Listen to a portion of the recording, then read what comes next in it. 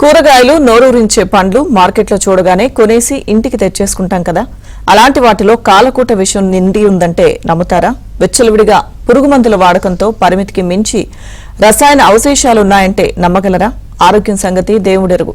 వాటిని తింటే అనారోగ్యం ఖాయమేనా అంటే అవుననే అంటోంది కేంద్ర ప్రభుత్వం. దేశవ్యాప్తంగా ఆయా రాష్ట్రాల్లో పండ్లు కూరగాయల సాగులో పురుగుమందుల వాడకంపై పూర్తి వివరాలను లోక్సభలోనే వెల్లడించింది.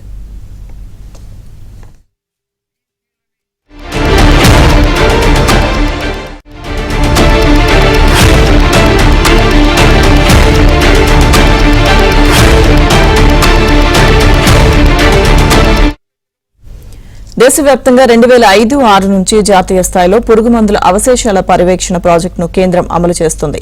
ఇందులో భాగంగా 2023 నుంచి 2026 వరకు 23 రాష్ట్రాలు కేంద్రపాలిత ప్రాంతాల నుంచి సేకరించిన 70,652 పండ్లు కూరగాయల నమూనాలను 40 అధునాతన ప్రయోగశాలల్లో పరీక్షించారు. ఇందులో 2,223 నమూనాల్లో food safety and standards authority of India నిర్దేశించిన పరిమితి కంటే ఎక్కువ పురుగుమందుల అవశేషాలున్నట్లు తేలింది.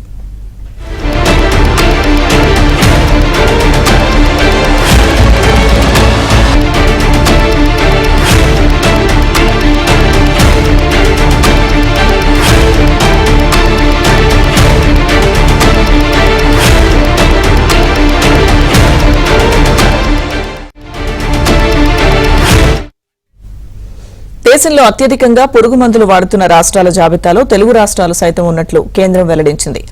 ఆహార పంటలు మొదలుకొని వాణిజ్య పంటల వరకు అన్నింటా విచ్చలవిడిగా రైతులు పోటీపడి మరీ పురుగుమందులు కొడుతున్నట్లుగా పేర్కొంది. ఇక కేంద్రం విడుదల చేసిన వివరాల ప్రకారం తెలంగాణలో సేకరించిన 8,198 నమూనాల్లో 486 శాంపిల్స్ లో మోతాదుకు మించి పురుగుమందులు ఉన్నట్లు తేలింది.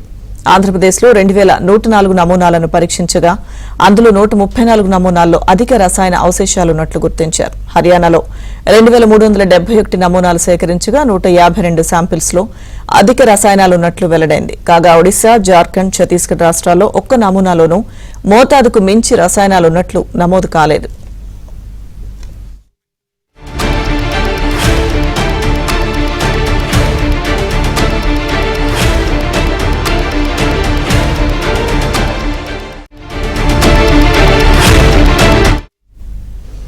రసాయనాల అవశేషాలు ఎక్కువగా ఉన్న ఉత్పత్తులు ఏ తోట లేదా పొలం నుంచి వచ్చాయో తెలుసుకోవడానికి సాంకేతికతను ఉపయోగిస్తున్నారు.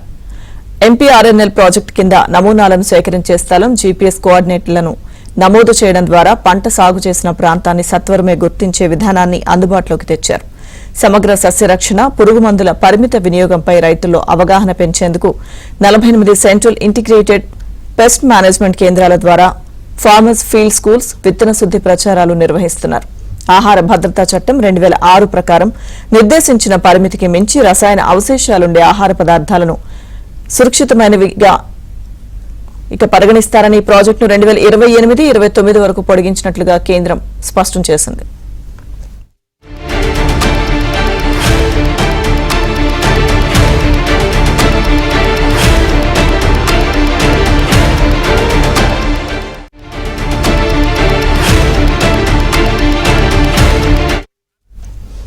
పురుగుమందుల అవశేషాలున్నాయన్న కూరగాయలు, పండ్లు తినడం వల్ల తీవ్ర అనారోగ్య సమస్యలు ఏర్పడతాయని వైద్య నిపుణులు చెబుతున్నారు. పురుగుమందుల అవశేషాల్లో కొన్ని తక్షణ ప్రభావం చూపితే మరికొన్ని దీర్ఘకాలంలో ప్రభావాన్ని చూపిస్తాయి. దీర్ఘకాలంలో కొన్ని శరీరంలోకి వెళ్లడం వల్ల బ్లడ్ క్యాన్సర్, అలాగే కాలేయ, పేగు, రొమ్ము క్యాన్సర్ వంటి వచ్చే ప్రమాదం ఉంది. ఇన్ఫర్టిలిటీ, డయాబెటీస్ వంటి సమస్యలు ఎదుర్కోవాల్సి వస్తుంది. పురుగుమందుల అవశేషాలను బయటకు పంపే క్రమంలో కిడ్నీలు, లివర్ తీవ్రంగా శ్రమించి కాలక్రమేణా దెబ్బతింటాయని పేర్కొంటున్నారు.